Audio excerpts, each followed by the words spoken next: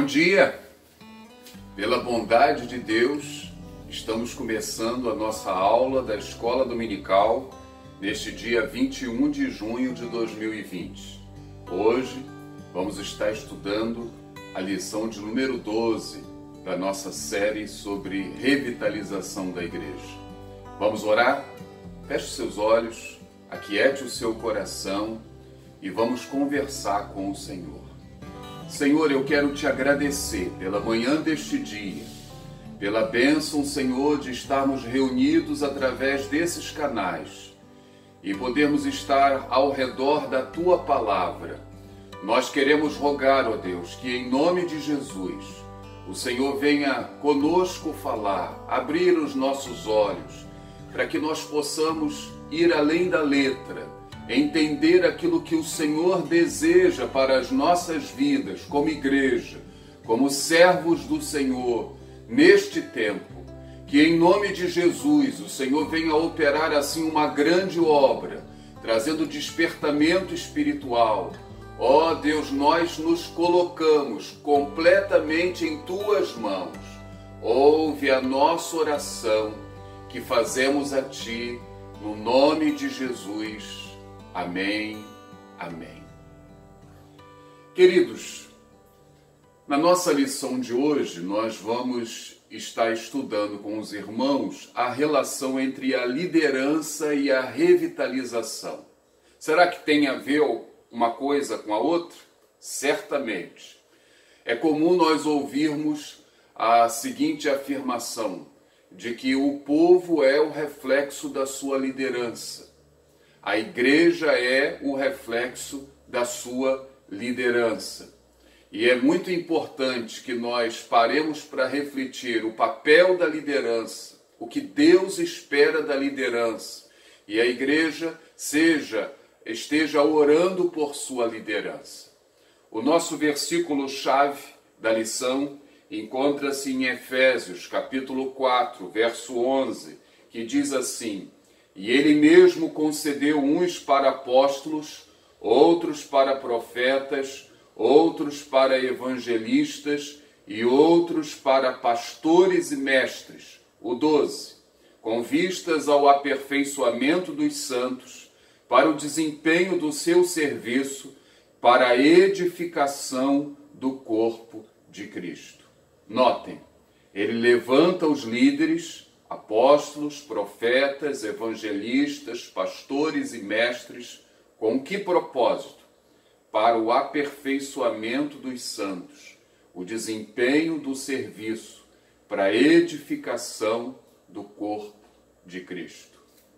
Nós temos alguns desafios a entender diante dessa temática da relação da liderança com a revitalização. Em primeiro lugar, nós precisamos entender a natureza da liderança cristã. Nós vivemos num mundo de muitos ídolos. E a palavra liderança, ela é usada no mundo secular e também na igreja. Mas ser líder na igreja é muito diferente de ser líder no mundo secular. No mundo secular, ser líder tem a ver com título, tem a ver com prestígio. Mas quando nós mergulhamos nas páginas da Bíblia, nós vamos ver que há uma outra conotação. Acompanhem comigo estes versículos. Marcos, capítulo 3, verso 14. Então, designou 12 para estarem com ele e para os enviar a pregar. Ser líder, em primeiro lugar, é estar aos pés de Jesus. É aprender com ele.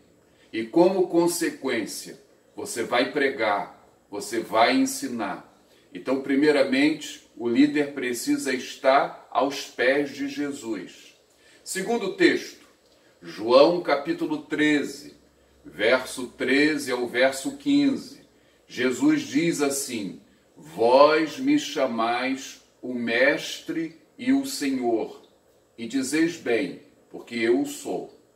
Ora, se eu, sendo o Senhor e o Mestre, vos lavei os pés, também vós deveis lavar os pés uns dos outros, porque eu vos dei o exemplo, para que, como eu vos fiz, façais vós também. Na antiguidade, era comum, ao se chegar em uma casa, que um servo lavasse os pés das visitas.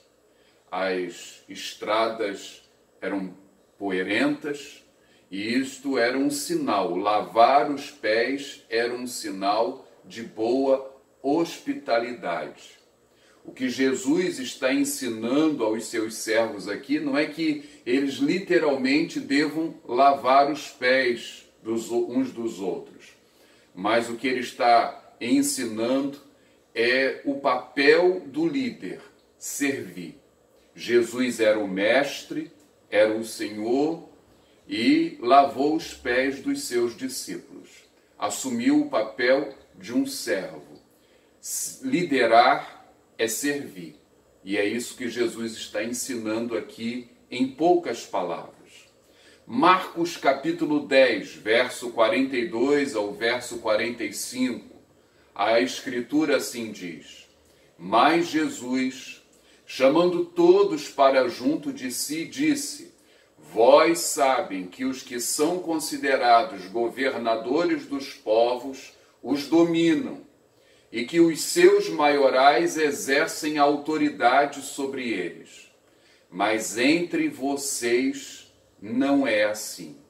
Pelo contrário, quem quiser tornar-se grande entre vocês, que se coloque a serviço dos outros. E quem quiser ser o primeiro entre vós, que seja servo de todos. Pois o próprio Filho do Homem não veio para ser servido, mas para servir e dar a sua vida em resgate por muitos. Vejam vocês, liderar é servir, é dar. Segundo conceito que a palavra também coloca para todos nós, que o líder, ele não pode liderar confiado em sua própria competência. É lógico, deve buscar treinamento, deve buscar conhecimento, mas a sua confiança não está no seu potencial. Vejam comigo alguns exemplos de grandes líderes da Bíblia. Moisés não era um homem carismático. Êxodo capítulo 3, verso 11. Então disse Moisés a Deus: Quem sou eu para ir a Faraó e tirar do Egito os filhos de Israel? Ele não via em si próprio condições para ir até Faraó e tirar os filhos de Israel do Egito. Ele não era uma pessoa carismática, ele reconhecia isso, viu? Então, é um primeiro exemplo. Segundo, Jeremias era um homem tímido e chegou até mesmo a dizer que não passava de uma criança. Jeremias capítulo 1, verso 6. Então lhe disse eu: Ah, Senhor Deus, eis que não sei falar, porque não passo de uma criança. Então, era um homem tímido, era um homem que se enxergava como uma criança. Terceiro, Gideão, aquele que liderou o povo de Deus numa grande batalha com 300 homens, salvou o povo da mão dos midianitas. E a palavra diz que ele pertencia a uma família inexpressiva. Juízes capítulo 6, verso 15. E ele lhe disse: Ai, Senhor meu, com que livrarei a Israel? Eis que a minha família é a mais pobre em Manassés, e eu o menor na casa de meu pai. Eu poderia aqui enumerar muitos outros, mas o que nós podemos observar aqui nesses exemplos que acabamos de colocar? Estes homens foram levantados por Deus, foram chamados por Deus, e eles não viam em si próprios as qualificações necessárias. Um era tímido, o outro não era carismático, o outro vinha de uma família pobre do interior. Vejam, mas o que há de comum em todos eles? Há um chamado de Deus. Então, liderar do ponto de vista cristão é receber um chamado de Deus. Não é uma posição de honrarias, mas é receber uma incumbência da parte do Senhor para servir. John MacArthur afirma que não há ninguém naturalmente qualificado para o exercício da tarefa da liderança cristã. E fico a pensar nas palavras do hino sacro, o hino do cantor cristão: não é dos fortes a vitória, nem dos que correm melhor, mas dos fiéis e sinceros, como nos diz o Senhor. Louvado seja o nome do Senhor. O que o Senhor deseja é encontrar no coração do seu povo, no coração dos seus líderes, é um desejo sincero de servir. E com relação aos líderes, eles são chamados para servir a igreja e a sociedade. E nisso nós podemos ver uma grande diferença do conceito secular para o conceito bíblico de liderança. Em segundo lugar, como a liderança serve à igreja? A liderança serve à igreja equipando os crentes para que vivam como sacerdotes, sejam plenamente sacerdotes. E esta foi uma grande contribuição da Reforma Protestante à eclesiologia, à doutrina da igreja, o resgate da doutrina universal dos crentes. Mas, infelizmente, há muitos que hoje vivem como se nós fôssemos crentes do Antigo Testamento. O que caracterizava o sacerdote no Antigo Testamento? No Antigo Testamento, o sacerdote, somente ele tinha privilégios. Eles desfrutavam do acesso a Deus. Apenas eles tinham permissão para entrarem no templo, e o sumo sacerdote, uma vez por ano, e somente ele podia entrar no Santo dos Santos. Então, o acesso à presença de Deus, o acesso ao templo, somente o sacerdote tinha. Segundo, somente o sacerdote tinha o privilégio de oferecer os sacrifícios a Deus. Na antiga aliança, no Antigo Testamento, o povo trazia os animais para serem sacrificados, mas cabia aos sacerdotes o matar o animal e cumprir todo o ritual. O que aconteceu por ocasião da morte do nosso Senhor e Salvador Jesus Cristo? O véu do templo foi rasgado.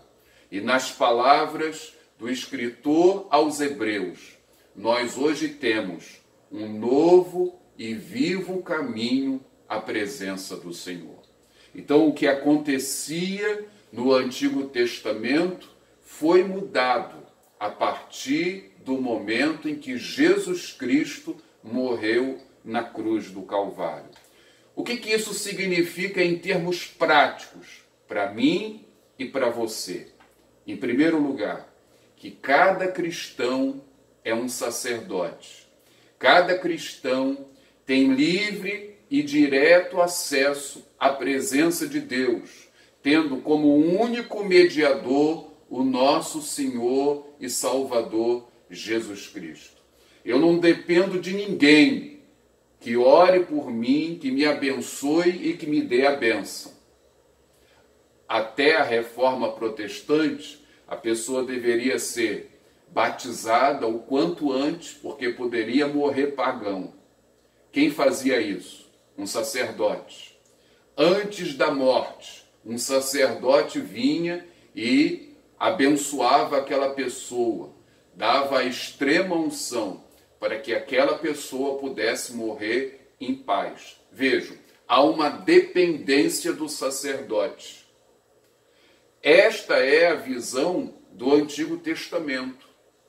O Senhor Jesus, ele abriu o caminho e hoje nós temos livre acesso à presença de Deus. Eu não dependo de ninguém para que eu possa chegar até a presença do Senhor.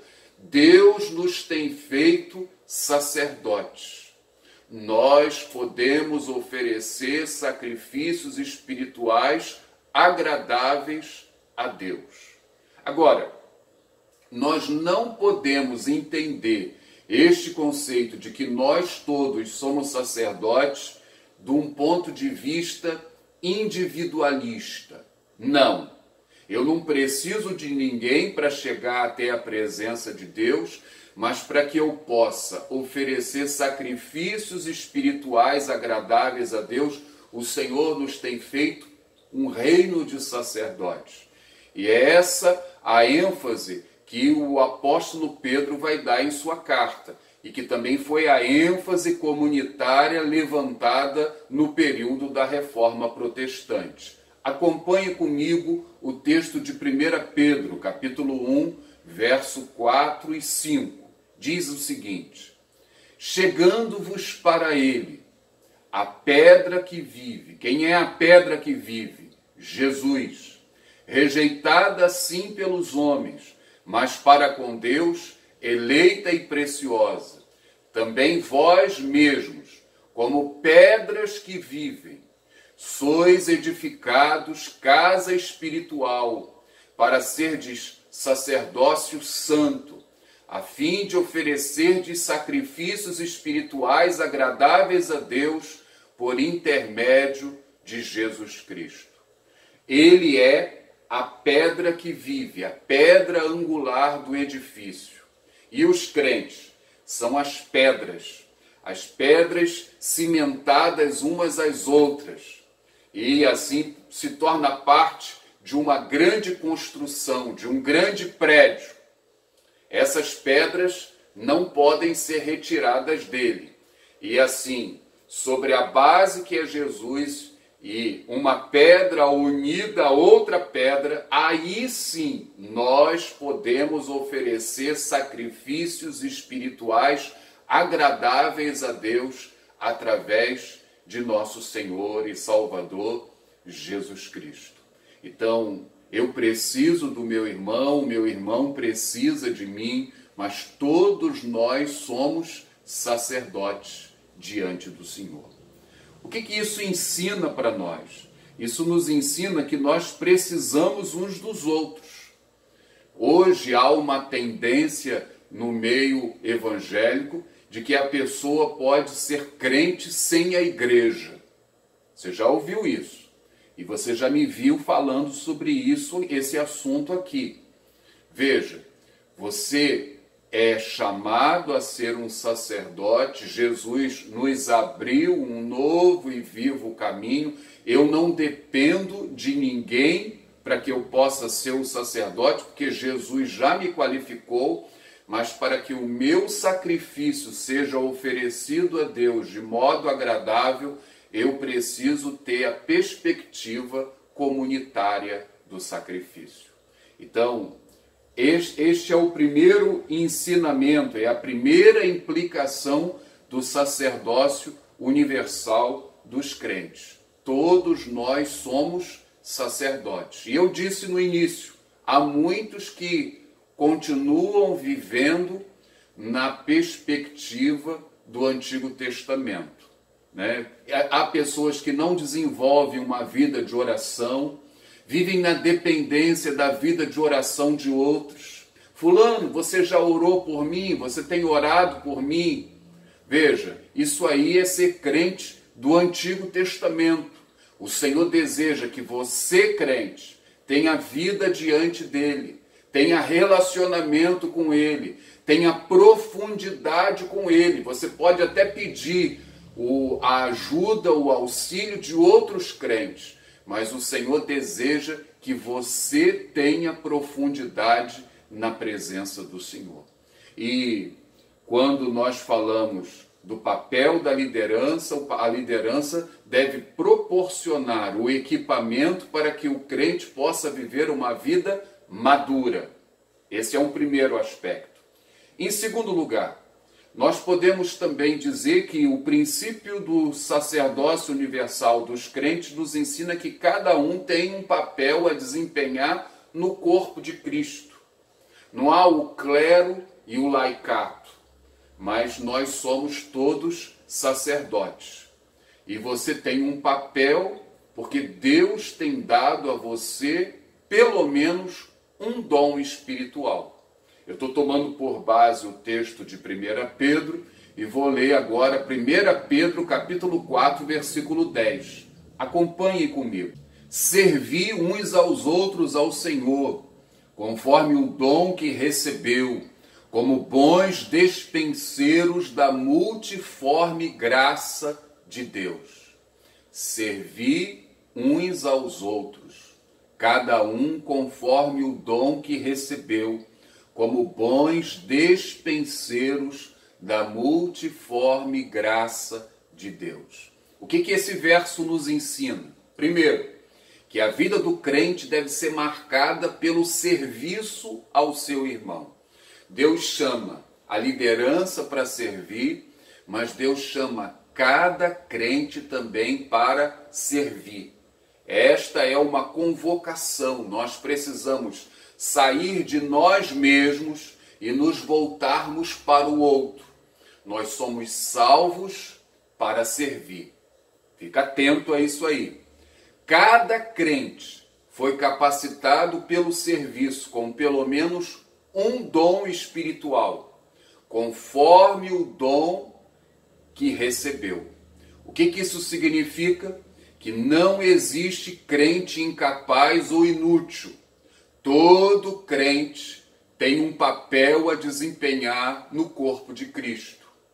Todo crente. Você, irmão que me assiste, você tem um papel a desempenhar no corpo de Cristo. Deus tem chamado você para o serviço. E Ele tem dado a você pelo menos um dom para que você possa trabalhar. Terceira lição: cada crente é um mordomo. Ele vai dizer, como bons despenseiros. Ou seja, na igreja nós temos o ministério de suprir uns aos outros, como bons dispenseiros de Deus. O dispenseiro é aquele que cuida da dispensa, é o mordomo. Nós somos chamados a servir uns aos outros. E o Senhor nos tem dado dons, nos tem dado capacidades, para que nós possamos assim suprir uns aos outros. E Deus dá dons de uma maneira multiforme. Olha como termina. Como bons dispenseiros da multiforme graça de Deus. Sempre que houver uma necessidade de serviço, o Senhor vai estar suprindo no meio do seu povo. Então, cada um recebeu um dom, cada um é chamado a servir, e no verso de número 11 de 1 Pedro capítulo 4, ele diz o seguinte: se alguém fale de acordo com os oráculos de Deus. Se alguém serve, faça-o na força que Deus supre, para que em todas as coisas seja Deus glorificado, por meio de Jesus Cristo, a quem pertence a glória e o domínio pelos séculos dos séculos. Amém. O que a gente observa? Aqui Pedro vai apresentar uma pequena lista de dons espirituais, e ele classifica os dons em duas categorias só. Ele vai falar de dons da comunicação, pregação, ensino, e dons de serviço, no caso, a misericórdia. E entre os dons da comunicação, pregação e ensino, e os dons do serviço, você não percebe aqui nenhum tipo de hierarquia. Não há hierarquia na igreja. Não há hierarquia no corpo. Cristo é a cabeça. Todos são membros. Todos nós somos iguais. E o objetivo do serviço é um só. É a glória de Deus. E é isso que o texto de Pedro nos diz aqui. Para que em todas as coisas seja Deus glorificado. Eu sirvo ao meu irmão, eu emprego o dom que ele me deu a serviço do meu irmão, para que o nome de Deus seja plenamente glorificado. Louvado seja Deus. Pensando na realidade das nossas igrejas. Em toda igreja, há crentes que são envolvidos, há crentes que se envolvem ocasionalmente, e há aqueles que nunca se envolvem. Por que será essa triste realidade? Em nossa lição é usada uma analogia do futebol, onde 22 jogam a bola e 22 mil estão nas arquibancadas, ou aplaudindo ou vaiando. Às vezes nós temos essa sensação também no meio da igreja. Mas qual é o papel da liderança? O papel da liderança é equipar o povo para que possa servir, para que possa cumprir o papel pleno que tem no corpo de Cristo. Mas não somente no corpo de Cristo.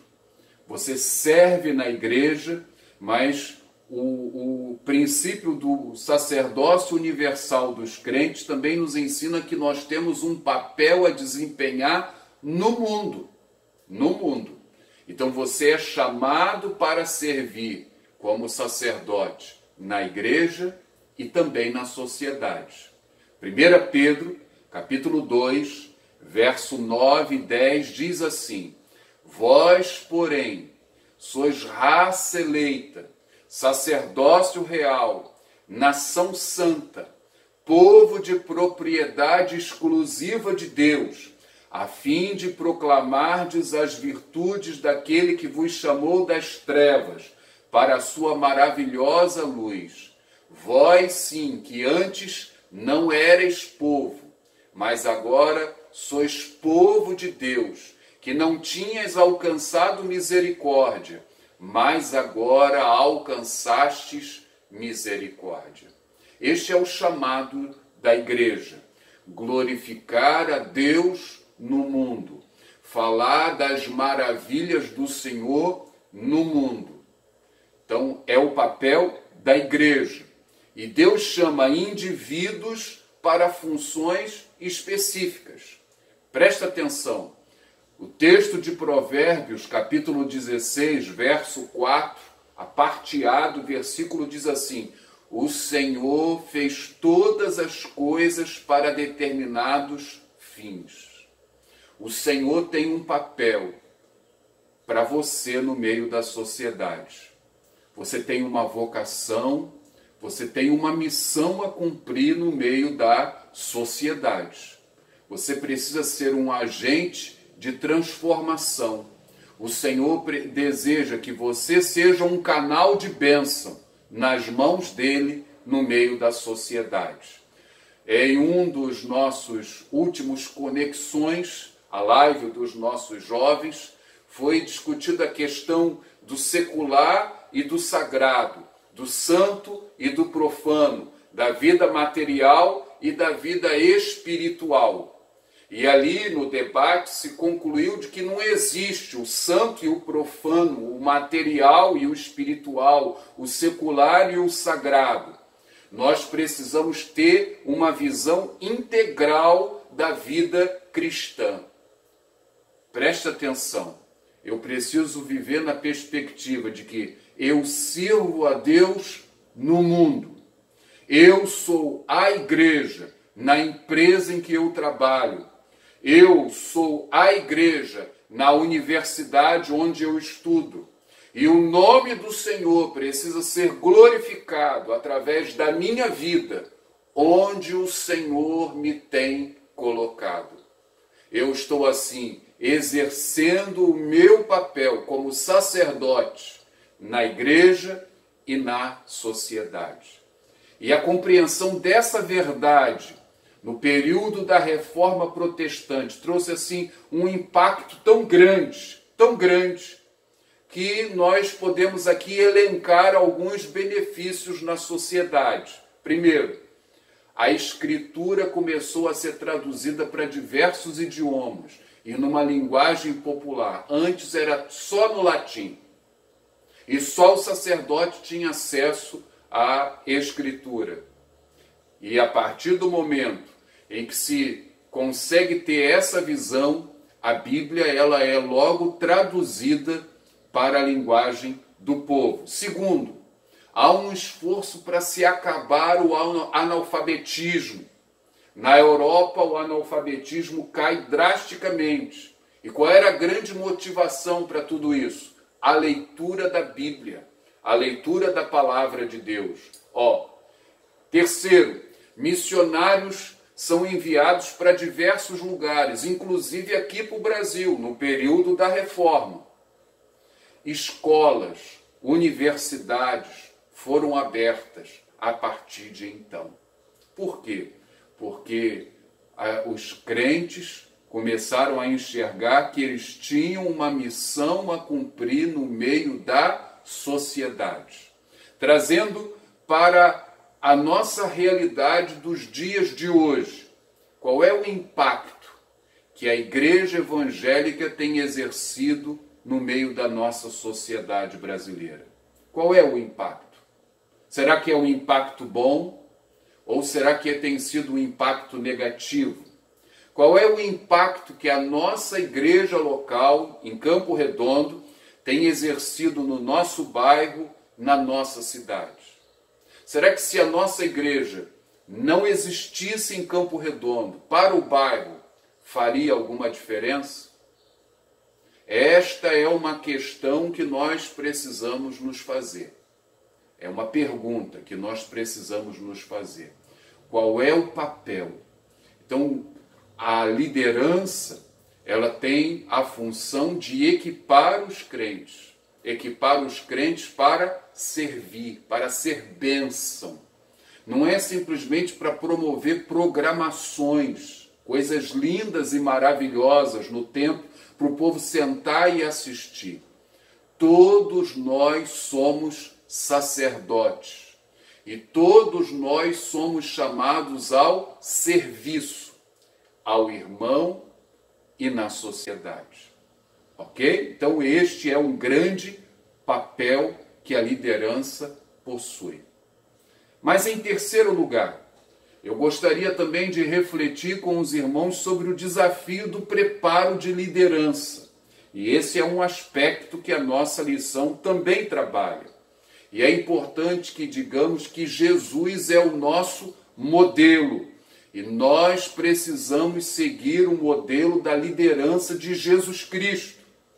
Hoje, nós vivemos um tempo em que vários princípios e técnicas de liderança de empresas têm sido incorporadas à filosofia de trabalho das igrejas.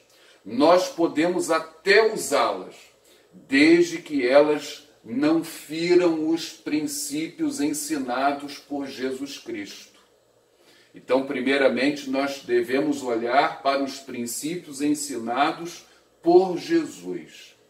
E eu gostaria, então, de me ater a esses princípios ensinados por Jesus. E há um princípio central que podemos aprender com ele. Qual é o princípio central? Abre aspas. O bom líder é aquele que prepara outros para assumirem o seu lugar. Vou repetir. O bom líder é aquele que prepara outros para assumirem o seu lugar. Fecha aspas. Né? Não somente assumirem, mas irem até além do líder. Olha o que Jesus falou para os seus discípulos em João capítulo 14, verso 12. Abre aspas.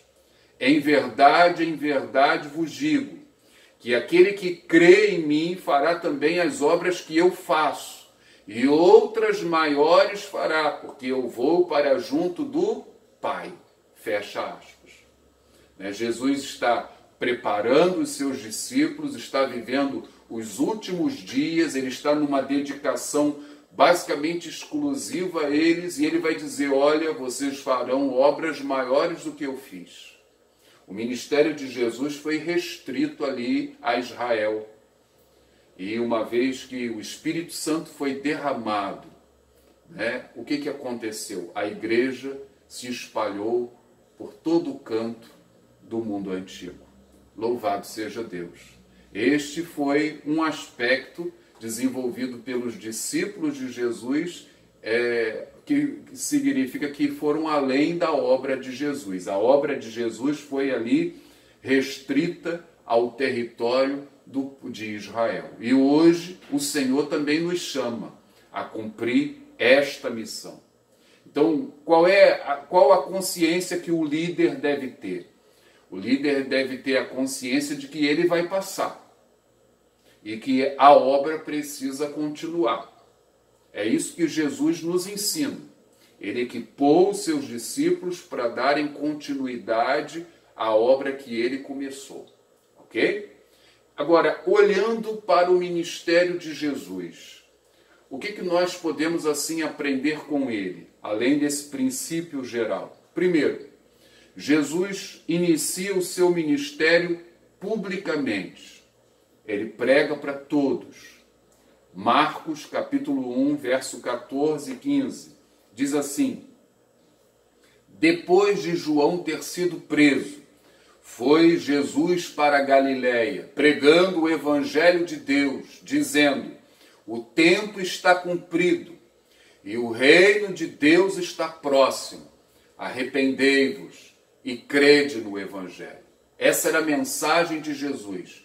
Ia por toda parte, anunciando a chegada do reino, chamando as pessoas ao arrependimento e para que crescem no evangelho. Como consequência, muitas pessoas creram. Muitas pessoas começaram a caminhar com ele, motivadas pela mensagem, motivadas pelo seu amor, pelos milagres que ele realizava. Por onde Jesus andava, a multidão ia atrás. E aí você pode ver Jesus orando, pedindo sabedoria. Lucas, capítulo 6, verso 12. Naqueles dias, retirou-se para o monte, a fim de orar, e passou a noite orando a Deus. E quando amanheceu, chamou a si os seus discípulos, e escolheu 12 dentre eles, aos quais também deu o nome de apóstolos. Veja, Jesus primeiramente pregava a todos, o povo foi agregando, ele passa uma noite em oração, pedindo orientação ali em plena comunhão com o Pai, e depois de passar uma noite orando, ele chama os seus discípulos. E dentre os seus discípulos ele escolhe 12. Ele escolhe 12. E que esses 12 também são chamados de apóstolos.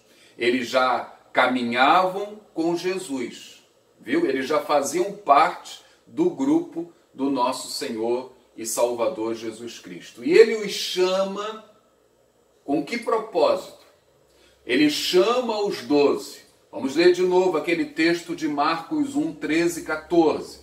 Depois subiu ao monte e chamou os que ele mesmo quis, e vieram para junto dele.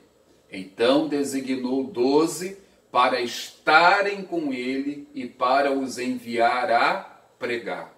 O que a gente observa? Dentre toda a multidão, Jesus escolhe 12, mas escolhe 12 para quê? Para estarem com ele. Para estarem com ele. Para aprenderem com ele. A partir desse momento aqui, o ministério de Jesus se divide em duas partes. Ele tem um ministério público e ele passa a ter um ministério particular. O ministério público vai diminuindo à medida em que Jesus se aproxima da cruz. E o ministério particular é a dedicação, é a atenção que ele vai dando aos seus discípulos. Ele vai preparar os seus discípulos para o exercício do ministério. E como é que Jesus faz esta preparação? Em primeiro lugar, através de preleções, de aulas, de sermões. Você tem o sermão da montanha, você tem o sermão profético e muitos outros. Então, Jesus os prepara ensinando, dando aulas, sermões. Ele faz uso de ilustrações, de parábolas, de analogias. Jesus ensina através do seu exemplo. Os discípulos convivem com ele. E Marcos 1, 22 salienta para todos nós que ele ensinava como quem tem autoridade e não como os escribas. Então os discípulos olhavam e viam o exemplo de Jesus, o modo de Jesus. Eles tinham que aprender como Jesus procedia. O texto também diz para nós, em Mateus 9,36, que Jesus via as pessoas como ovelhas sem pastor. Jesus se compadecia delas e os discípulos estavam juntos. Eles foram chamados para estarem ao lado de Jesus, para aprenderem de Jesus o que Jesus deseja da sua liderança, o que move o coração de um discípulo, ok? E Jesus, além de dar aulas, além de usar de ilustrações, além de ensinar com o seu exemplo, ele também delega responsabilidade. Ele dá tarefas para os seus discípulos cumprirem. Eles vão aprender na prática. Acompanhem comigo. Mateus capítulo 10, verso 1. Diz o seguinte: tendo chamado os seus 12, deu-lhes Jesus autoridade sobre espíritos imundos, para os expelir e para curar toda sorte de doenças e enfermidades. Ou seja, Jesus os envia ao trabalho, à pregação. Lucas 10, 17, nós temos aí um outro grupo, o grupo dos 70, é um grupo maior. E há um relato interessante em Lucas 10, 17, que diz assim: então regressaram os 70, possuídos de alegria, dizendo: Senhor, os próprios demônios se nos submetem pelo teu nome. Eles foram enviados a pregar, o Senhor delegou a responsabilidade a eles, e eles estão voltando para compartilharem tudo aquilo que eles vivenciaram, experimentaram. Notem, né, que Jesus ele dá o preparo a eles, né, e eles vão dar contas a Jesus de tudo aquilo que haviam realizado. Ok? Jesus também os prepara através do tempo quando ele não mais estaria entre eles. Ou seja, Jesus avisa aos discípulos que em breve estaria voltando ao Pai e que eles dariam continuidade e que o Espírito Santo iria guiá-los. Vejam, Jesus não os faz dependentes dele. João 14, 26. Dependentes no sentido pleno todos nós somos, mas que eles deveriam dar continuidade à obra mesmo sem ele. Mas o Consolador, João 14, 26, o Espírito Santo, a quem o Pai enviará em meu nome, esse vos ensinará todas as coisas e vos fará lembrar de tudo que vos tenho dito. Enfatizando, Jesus voltaria ao Pai e eles dariam continuidade ao trabalho. E o Espírito Santo iria guiá-los em tudo aquilo que eles necessitassem. Ok? Então Jesus está preparando os discípulos para o período posterior à sua morte, à sua ressurreição. E após a ressurreição, nós temos ali a grande comissão. João 20, 21. Disse-lhes, pois, Jesus outra vez: paz seja convosco. Assim como o Pai me enviou, eu também vos envio. Jesus havia passado tempo com eles, havia ensinado, havia dado o exemplo, havia delegado, havia trocado ideias, mostrado os valores do reino de Deus, e agora seria com eles. A missão que o Pai havia confiado a ele, Jesus, agora é confiada à sua igreja. Esta é a minha missão, esta é a sua missão. O papel da liderança da igreja é equipar você para que você, crente, cumpra o seu papel na sociedade e na igreja. Este é o grande papel. Então, se nós desejamos, concluindo assim a nossa lição, que haja uma revitalização no meio da igreja, é muito importante que essa revitalização passe pela liderança. Passe pela liderança. Por quê? Ser líder é servir. Não é sinônimo simplesmente de honrarias. Você pode até ter momentos de honrarias, mas este não é o propósito da liderança cristã. Ser líder é ser servo. Liderar é equipar os crentes para que vivam como sacerdotes. Lembrem-se, Jesus já nos abriu o vivo e o novo caminho. Você é um sacerdote do Senhor. Louvado seja Deus. Liderar é auxiliar os crentes para que encontrem e cumpram o seu papel na igreja e na sociedade. É preparar novos líderes. O bom líder é aquele que prepara seus sucessores. E Jesus é o nosso modelo. Nós somos desafiados a olhar para Ele e a aprender com Ele também. Que o Senhor tenha misericórdia de nós e nos avive como igreja, como liderança. Vamos orar? Feche seus olhos e vamos conversar com o Senhor. Senhor, eu quero te agradecer por esta manhã e pela bênção, Senhor, de podermos estar sentados aqui em torno da Tua palavra. E queremos rogar, Senhor, que em nome de Jesus, o Senhor possa abrir o nosso entendimento, os nossos corações e nos fazer, ó Deus, entender, ó Deus, tudo aquilo que o Senhor tem para as nossas vidas.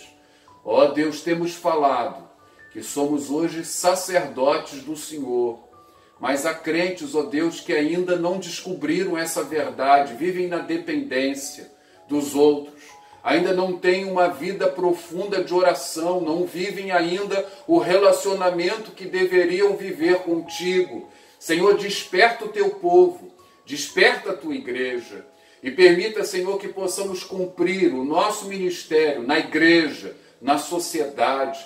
O Senhor nos chama a ser agentes de transformação.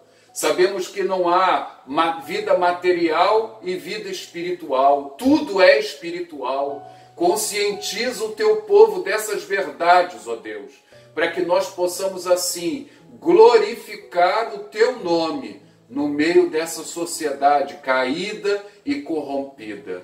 Espírito Santo, esclareça o teu povo de todas essas verdades. Ouve a nossa oração que fazemos a Ti, no nome de Jesus. Amém, amém. Graças a Deus. Se o Senhor permitir, logo mais à noite, nós temos um encontro marcado. Grande abraço. Shalom Adonai.